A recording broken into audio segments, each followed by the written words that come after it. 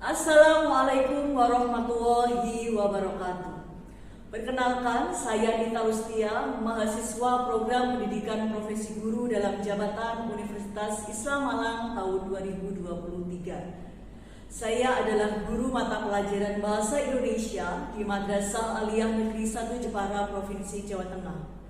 Pada kesempatan kali ini, saya akan membagikan cerita praktik baik atau best practice menggunakan metode STAR.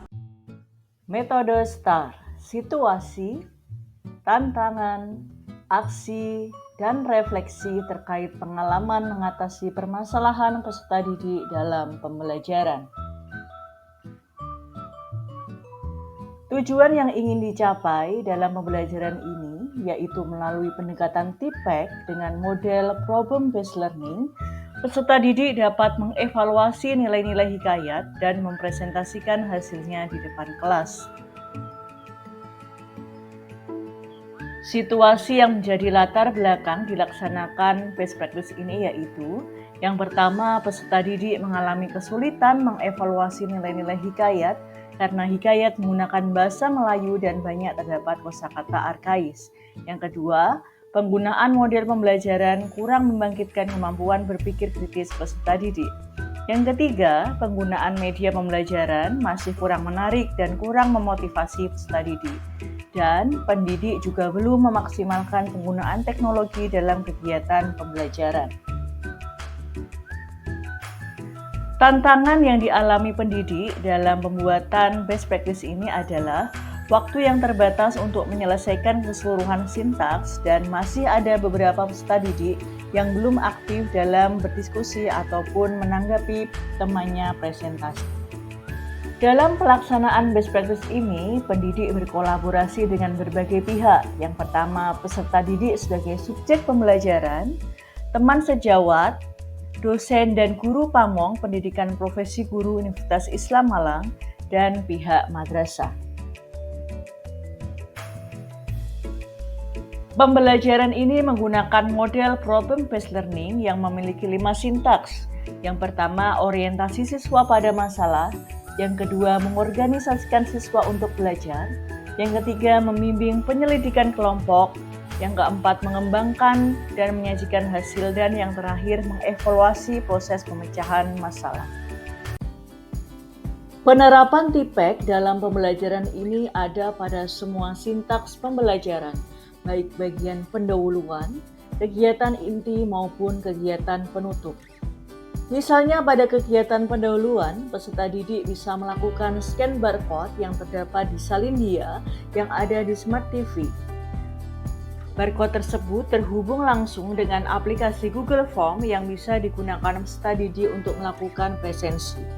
Penerapan TPEC juga ada pada saat kegiatan mengingat pembelajaran sebelumnya.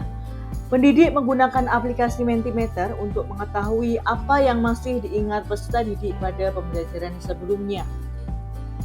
Pada kegiatan inti, pendidik menayangkan video pembelajaran hikayat menggunakan e-modul yang dibuat menggunakan aplikasi Book Creator.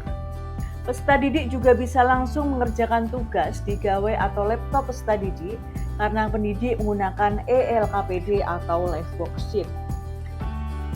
Pada kegiatan presentasi, pendidik menggunakan aplikasi Wheel of Names untuk mengacak urutan presentasi. Peserta didik bisa langsung mempresentasikan hasil pekerjaannya di depan kelas menggunakan Smart TV. Peserta didik melakukan evaluasi menggunakan aplikasi Quizzes yang hasilnya bisa langsung dilihat peserta didik setelah selesai mengerjakan soal. Pada kegiatan penutup, peserta didik memberikan kesan proses pembelajaran yang telah dilalui menggunakan aplikasi Mentimeter. Berdasarkan hasil evaluasi yang dilakukan, penerapan pendekatan TPEC dan model problem based learning berdampak meningkatkan kemampuan peserta didik dalam mengevaluasi nilai-nilai hikayat. Hal ini didasarkan pada proses pembelajaran, peserta didik lebih aktif, kolaboratif, dan responsif untuk memecahkan masalah yang disajikan. Peserta didik mampu mengidentifikasi dan mengevaluasi nilai-nilai dalam hikayat di tes evaluasi yang dikerjakan.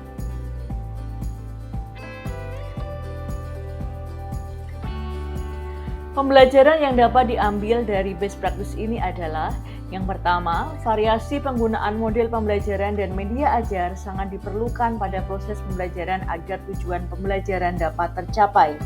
Pemilihan model dan media pembelajaran harus sesuai dengan materi dan karakteristik peserta didik agar penerapannya menjadi efektif. Dan yang ketiga, pengintegrasian TIPEK dalam kegiatan pembelajaran memudahkan guru atau pendidik mengelola proses pembelajaran dengan efektif dan meningkatkan minat dan motivasi peserta didik. Demikian pemaparan cerita praktik baik atau best practice yang sudah saya lakukan. Terima kasih. Wassalamualaikum warahmatullahi wabarakatuh.